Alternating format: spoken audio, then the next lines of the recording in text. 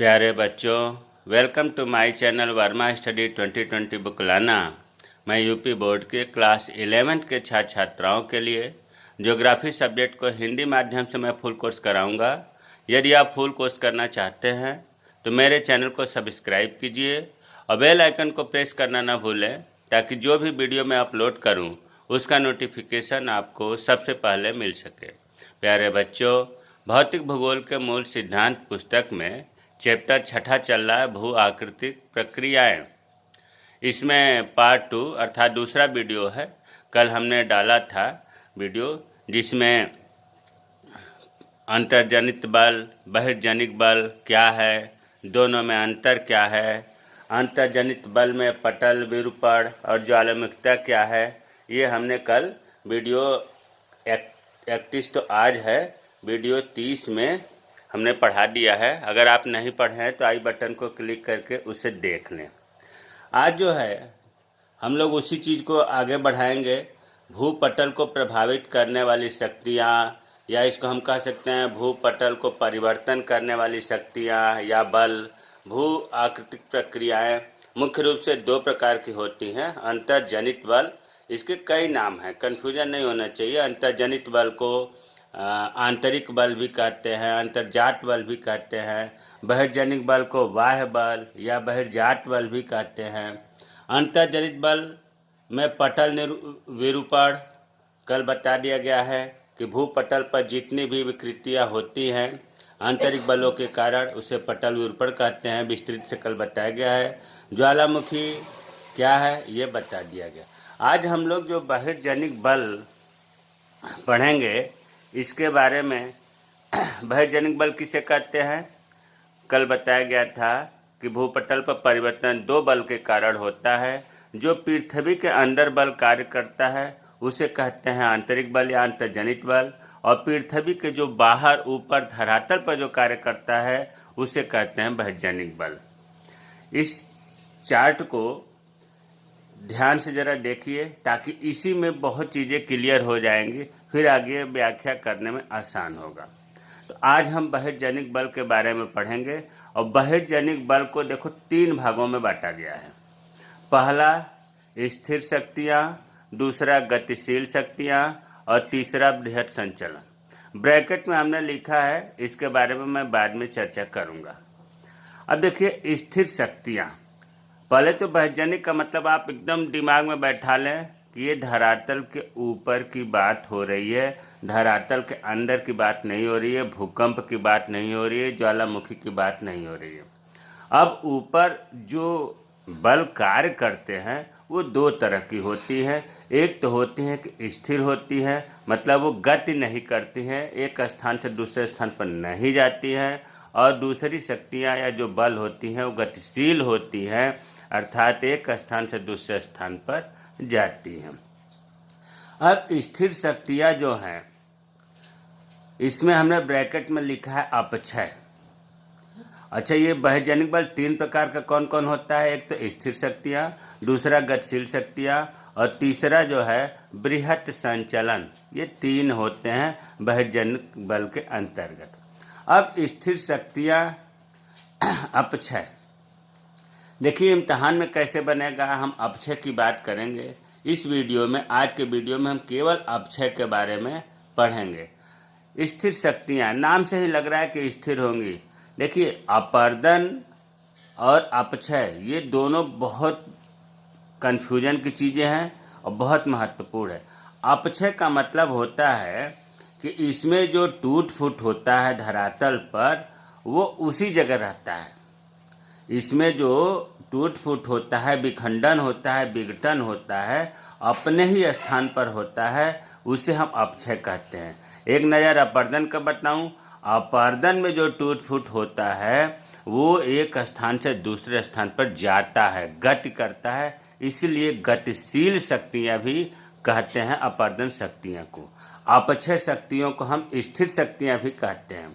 अच्छा, अपक्षय किन किन कारणों से होता है? एक नंबर में पूछा जाता है कि अपक्षय के कारकों को बताइए या अपक्षय के अभिकर्ता को बताइए। तो अपक्षय में सूर्य का ताप, वर्षा, पाला, पेड़ पौधे, जीव जंतु, इन सब कारकों से अपक्षय होता है। ताप के कारण चट्टानें टूट जाती हैं और उसी जगह रहती हैं। मतलब बिल्कुल इसमें डाउट नहीं होना चाहिए, अपक्षय में जो टूट फूट होता है, जो विखंडन होता है, वो अपने ही स्थान पर रहता है, इसमें स्थानांतरण नहीं होता है। जबकि अपर्दन में स्थानांतरण होता है। अब वर्षा पानी, मान लो कि खूब तप्त चट्टाने हैं गर्मी से और वर्षा हो गई तो क्या होगा, पानी पड़ते ही वो चटक जाएगा। जैसे शीशे की चिमनी पर पानी पड़ता है तो शीशा चिटक जाता है, उसी तरह से पाला से भी अपक्षय होता है, पेड़ पौधे से भी अपक्षय होता है, जीव जंतुओं से भी होता है। तो इसे हम अपक्षय के कारक भी इनको कहते हैं, अपक्षय का अभिकर्ता भी कहते हैं। 1 2 3 4 5 है, और स्थिर शक्तियाँ भी कहते हैं। अब वही चीज़ आगे बढ़ते हैं, बहिर्जनिक बल किसे कहते हैं। अभी हमने बताया कि बहिर्जनिक बल से आशय उन सभी प्रक्रियाओं से है जो धरातल पर बाहरी रूप में परिवर्तन लाती हैं। इससे इन प्रक्रियाओं का आच्छादन के अंतर्गत रखा गया है। देखिए एक चीज, आच्छादन। आप ऐसे सोचो कि बहिर्जनिक बल को 3 प्रकार है, अपक्षय, अपर्दन और बृहद संचलन। तो जब अनाच्छादन की परिभाषा कहना होगा तो इन तीनों को मिलाकर ही अनाच्छादन कहते हैं। मतलब बहिर्जनिक बल ही अनाच्छादन है। तो अनाच्छादन की परिभाषा क्या होगी भाई, अपक्षय शक्तियाँ, अपर्दन शक्तियाँ और बृहद संचलन शक्तियाँ, ये तीनों सम्मिलित रूप से जो प्रभाव डालती हैं उन्हें अनाच्छादन कहते हैं। रटना नहीं है, अपक्षय, अपर्दन, बृहद संचलन के सम्मिलित प्रभाव को, कंबाइंड इफेक्ट को अनाच्छादन, या एक शब्द और आता है इसके लिए, अनावृत्तिकरण कहते हैं। तो अनाच्छादन के हमने वैसे लिख दिया है, अपक्षय क्रियाओं, अपर्दन क्रियाओं तथा बृहद संचलन का सम्मिलित प्रभाव ही अनाच्छादन, लेनुडेशन या अनावृत्तिकरण कहलाता है।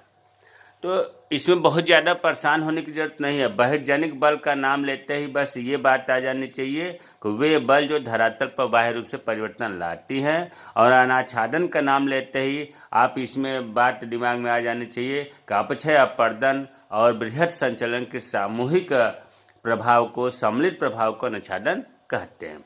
अब अपक्षय किसे कहते हैं, इम्तिहान में क्वेश्चन कैसे बनेगा, अपक्षय किसे कहते हैं, अपक्षय के विभिन्न प्रकारों के या अपक्षय की प्रक्रियाओं के बारे में वर्णन करिए। तो अपक्षय किसे कहते हैं, अभी तक तो आपने समझ गए होंगे, जो अभी तक ऊपर चर्चा हुई कि धरातल की चट्टानों का, धरातल के ऊपर की बात हो रही है, धरातल की चट्टानों का जल द्वारा, अरे ऊपर जो ये है ना, सूर्य ताप, वर्षा, पाला, पेड़ पौधे, जो इनका ये प्राकृतिक कारक है, भौतिक कारक भी इनको कह सकते हैं, इनके द्वारा धरातल की चट्टानों का जल, ताप, हिम मतलब बर्फ आदि प्राकृतिक कारकों के, ये प्राकृतिक कारक हैं, आदमी नहीं बनाता है इन्हें, प्रकृति बनाता है, इसलिए प्राकृतिक कारक कहते हैं। प्राकृतिक कारकों के कारण अपने ही स्थान पर टूट फूट, विखंडन या विघटन अपक्षय कहलाता है। एक लाइन में याद करना हो तो प्राकृतिक कारकों के कारण जब चट्टानों का टूट फूट अपने ही स्थान पर जब होता है, टूट फूट का मतलब विघटन से, विखंडन से, चूर्ण बनने से, उसे हम अपक्षय कहते हैं। ध्यान रहे कि अपक्षय में चट्टानों की केवल टूट फूट होती है, स्थानांतरण नहीं होती। बहुत महत्वपूर्ण लाइन है। अपक्षय में प्राकृतिक कारकों से चट्टानों की टूट फूट होती है, लेकिन स्थानांतरण, ट्रांसपोर्टेशन, एक स्थान से दूसरे स्थान पर गति नहीं होती है। तो अपक्षय किसे कहते हैं, क्लियर हो गया। अब अपक्षय के प्रकार देखो, अपक्षय के प्रकार कहिए या अपक्षय की प्रक्रियाओं के प्रकार कहिए, एक ही चीज है। टाइप्स ऑफ वेदरिंग, अपक्षय 3 प्रकार का होता है, भौतिक अपक्षय प्रक्रियाएं, रासायनिक अपक्षय प्रक्रियाएं, जैविक अपक्षय प्रक्रियाएं। क्योंकि एक प्रक्रिया है, अगर प्रक्रिया सब नहीं लगाते हैं तो भौतिक अपक्षय, रासायनिक अपक्षय, जैविक अपक्षय तो है ही। अब भौतिक अपक्षय किसे कहते हैं, देखिए भौतिक और प्राकृतिक एक ही चीज होता है। भौतिक का मतलब होता है, भौतिक अपक्षय का अर्थ हुआ कि यह अपक्षय प्रकृति के द्वारा होता है, जो रासायनिक संगठन में बिना परिवर्तन हुए होता है। अगर रासायनिक संगठन में परिवर्तन हुआ तो फिर तो रासायनिक अपक्षय हो गया। भौतिक अपक्षय प्रकृति के द्वारा होगा और रासायनिक संगठन में परिवर्तन नहीं होता है। अब देखो, अभी जो आपने पढ़ा था ये अपक्षय के कारक, ये भौतिक कारक में ही आते हैं। अगर आपको कुछ भी नहीं पता है तो इन कारकों को भी हेडिंग लिख करके वर्णन कर सकते हैं। भौतिक कारक में पहला सूर्यताप, दूसरा वर्षा, पाला, पेड़ पौधे, जीव जंतु। लेकिन आपके बुक में इससे थोड़ा सा स्टैंडर्ड दिया हुआ है, घुमा फिरा करके वही बात है। अपक्षय के जो कारक हैं उन्हीं का वर्णन यहाँ हो रहा है, लेकिन हेडिंग ऐसा दिया गया है कि आप हेडिंग का नाम सुनते घबरा जाएंगे कि तो बहुत टफ है। देखिए, इसमें भौतिक अपक्षय में ये तो क्लियर हो गया कि प्रकृति के द्वारा होता है और रासायनिक संगठन में परिवर्तन नहीं होता है। पहला है भार विहीनीकरण एवं विस्तार। देखिए, नाम टफ है लेकिन कुछ भी नहीं है इसमें, बहुत ईजी है। भार विहीन, देखो आपके ऊपर अगर मान लो कि 20 किलो का वजन रख दिया जाए तो आप कहोगे बहुत भारी लग रहा है, और उसके बाद में कम कर दिया जाए तो कहोगे थोड़ा सा हल्का हो रहा है। अगर पूरा हटा दिया जाए तो आप कहोगे भार विहीन हो गया, अब ठीक है, कोई दिक्कत नहीं। मतलब दाब से मुक्ति, आपका जो वजन का दाब पड़ रहा था उससे मुक्ति मिलना ही भार विहीन कहलाता है। और विस्तार का मतलब होता है बढ़ना, फैलना। तो अब आप इस भार विहीनीकरण विस्तार को ऐसे समझो कि जैसे मान लो कि ये चट्टान है और चट्टान के बाद अंदर हमने मान लिया कि कठोर चट्टानें हैं, आग्नेय चट्टानें, अवसादी तो नहीं, आग्नेय और कांतरिक शैल है, या कोई भी हार्ड कठोर शैलें हैं। और ऊपर से ये क्या होता है कि धीरे धीरे भाई इनका वजन, इनका भार इन आग्नेय या कांतरिक शैलों पर पड़ रही है। मान लो हमने लिख दिया ये आग्नेय शैल, तो ऊपर के जो मलबा है या जो शैल है उसका भार इस पर पड़ रहा है, ये दबी हुई है, ठोस है। अब ये इनका अगर क्षरण हो जाए, हट जाए, अपक्षय हो जाए, और तो क्या होगा? पहली बात तो ये होगा कि ये फैलेगा। फैलने का मतलब ये है कि ऊपर तिकोना था, अब ये इतना चौड़ा हो गया, और जब इस पर तेज धूप वर्षा पड़ेगा तो इनमें जो है फैलाव होगा। यही सब तो आया है विस्तार।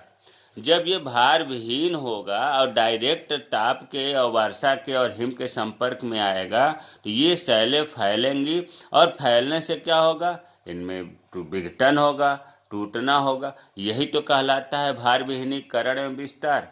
ऊपर से हट गया, भार विहीन हो गया, और नीचे की जो चट्टानें हैं उनमें विस्तार हो गया। यही शब्द बना है भार विहीनीकरण एवं विस्तार। हमने हिंट के लिए लिख दिया है दाब मुक्ति, मतलब भार से मुक्ति हो जाना। वही चीज़ लिखा है कि ऊपरी शैलों के दबाव से निचली परतों में स्थित आग्नेय तथा कांतरिक शैलों में रवे बनते हैं। रवे का मतलब ये ठोस होता है, और जब ऊपरी शैलों का जब अपर्दन होता है तो निचली शैलों के ऊपर से दबाव हट जाता है, इससे विस्तार होगा और उनमें दरारें पड़ेंगी, चटकन पड़ेंगी, शैल का विघटन होगा। अब देखो, दूसरा है तापक्रम में परिवर्तन एवं विस्तार। ठीक वही चीज़ है। अगर आप केवल हेडिंग लिख देते हैं सूर्य ताप, तब भी गलत नहीं है। अब तापक्रम में परिवर्तन होता है। देखिए, आपको ये पता है कि चट्टानों का निर्माण एक या एक से अधिक खनिजों के मिश्रण से होता है, और कुछ ऐसी खनिजें हैं जो तापक्रम के बढ़ने पर फैलती हैं और तापक्रम के गिरने पर संकुचित होती हैं। तो दिन में टेम्परेचर ज़्यादा होगा, खनिजें फैल गई, रात में ठंड बढ़ गई तो खनिजें सिकुड़ गई, संकुचित हो गई। तो बार बार फैलने और सिकुड़ने से चट्टानें कमज़ोर होती हैं और अपक्षय क्रिया होती है। तो तापमान में परिवर्तन एवं विस्तारण क्लियर हो गया कि तापक्रम में परिवर्तन से ही विस्तार और संकुचन होता है और विघटन होता है। तीसरा है हिमकरण पिघलन एवं तुषार वेजिंग। देखिए कितने कठिन शब्दों का प्रयोग किया गया है, लेकिन आप इसके जगह पर केवल आप लिख सकते हैं हिम द्वारा, वो भी यही बात संबोधित करेगा। हिमकरण मतलब पानी का बर्फ में जम जाना, फिर पिघलन, फिर टेम्परेचर से पिघलना, फिर तुषार बेजिंग। तुषार बेजिंग का मतलब हुआ कि बर्फ जब जमता है तो वो जकड़ लेता है, हिलने नहीं देता है, एकदम बांध देता है। तो इसके अंतर्गत क्या होता है कि शैलों की दरारों में जब जल भर जाता है और तापमान गिरने से जल बर्फ के रूप में होता है, तो इतना ध्यान रखिए कि कोई चीज़ जब बर्फ़ बनता है तो उसका आयतन बढ़ता है। जैसे मान लीजिए कि एक गिलास में आप पानी भर दिए और उसे 0 डिग्री सेंटीग्रेड टेम्परेचर पर बर्फ़ जमा दिए आप, तो गिलास से ऊपर बर्फ़ आ जाएगा। अगर मुंह बंद है गिलास का तो गिलास चटक जाएगा, क्योंकि उसका आयतन बढ़ गया। तो उसी तरह से सैलों में भी होता है। दरारों में पानी तो पहुंच जाता है, और जैसे ही पानी हिम में बदलता है तो सैलों पर दबाव डालता है और सैलें टूट जाती हैं। चौथा है लवण अपक्षय। लवण का मतलब कि यहाँ साल्ट से है। जब जल और मिट्टी में नमक मिला होता है, और जल और मिट्टी का घोल जब पानी, जल और मिट्टी में जब लवण या नमक कह लीजिए, लवण ज़्यादा अच्छा है। लवण जब पानी के साथ मिट्टी के अंदर पहुंच जाता है और धीरे धीरे जब पानी सूख जाता है तो नमक क्या होता है, बच जाता है, और नमक रवा बनता है। और नमक रवे बनने से, रवे का मतलब उसके कण के साइज से है, उनका आयतन बढ़ता है। और ये भी दबाव डालकर, जैसे बर्फ़ दबाव डाल करके चट्टानों को तोड़ता है, उसी तरह से लवण भी चट्टानों को तोड़ता है। तो ये आपको भौतिक अपक्षय में 4 चीज़ें बताया गया। पहला बताया गया दाब मुक्ति एवं विस्तारण या भार विहीनीकरण एवं विस्तारण। दूसरा तापक्रम में परिवर्तन एवं विस्तारण। तीसरा हिमकर्ण पिघलन एवं तुषार बेजिंग। चौथा लवण अपक्षय। अगर आपको भौतिक अपक्षय नहीं याद हो पाता है इन कठिन शब्दों को, तो आप ऐसे भी हेडिंग लिख सकते हैं। पहला ताप, दूसरा हिम, तीसरा लवण, चौथा भार विहीनीकरण। अब आते हैं रासायनिक अपक्षय। देखिए, रासायनिक अपक्षय में उनके जो रासायनिक स्ट्रक्चर है वो बदल जाते हैं। जब वायुमंडल में विद्यमान गैस, हवा में गैस है विभिन्न प्रकार की, और या गैस मिश्रित जल है, जब रासायनिक प्रक्रियाएं करके परिवर्तन कर देते हैं तो उसे हम कहते हैं रासायनिक अपक्षय। इसमें भी सैलों का वही प्रसार और संकुचन होता है जिससे सैलें टूटती हैं। रासायनिक अपक्षय भी 4 तरह का होता है। जैसे भौतिक अपक्षय 4 तरह का था। पहला है घोल या विलयन, अंग्रेजी में बोलते हैं सॉल्यूशन।